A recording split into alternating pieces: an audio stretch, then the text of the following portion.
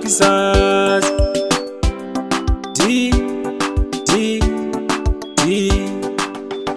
Shoko Ndarinzwa, mudiwa zhandiwe, kuti unondida iwe, wafadza moyo wangu. Shoko Ndarinzwa ini, mudiwa zhandiere, kuti wazondida iwe, wafadza moyo.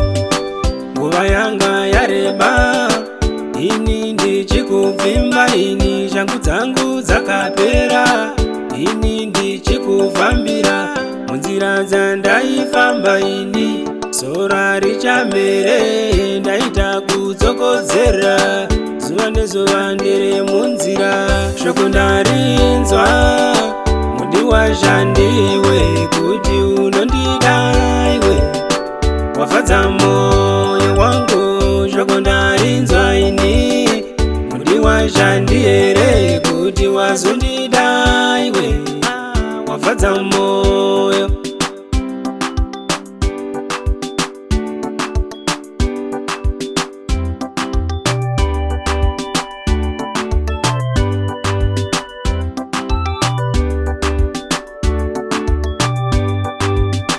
Madimikira erudo azere pano mai mwana, kana dzumo dzacho dzerudo ndini ndinadzo. Zvendakakuda usati wandida, zvaiva nedudziro, kudiwa newe ndizvo zvandaida. Wazorodza pfungwa, chiuya katipinde bebi, mumagwaro verudo, chiuya katiende bebi, kumahombe kombe erudo, chiuya katiende bebi, tinakirwe nerudo, chiuya katiende bebi, kumafura mhepo erudo.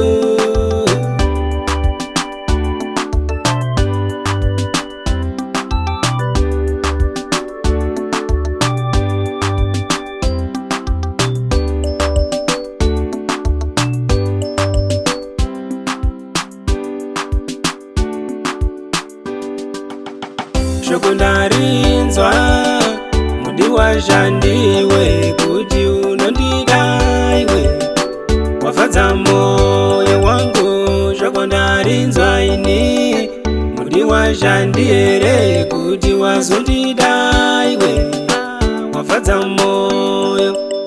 Ndaigaya kumwa muzombo, pawaindiramba iwe bebi, ndaigaya kuita zvendombo, kuti undide. Ndaitiko ndiri murombo, ndichadiwa here. Shoko Ndarinzwa, mudiwa zhandiwe, kuti unondida iwe, wafadza moyo wangu. Shoko Ndarinzwa ini, mudiwa zhandiere, kuti wazondida iwe, wafadza moyo.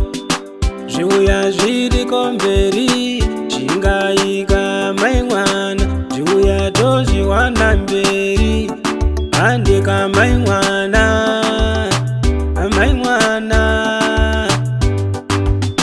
Shoko Ndarinzwa, mudiwa zhandiwe, kuti unondida iwe,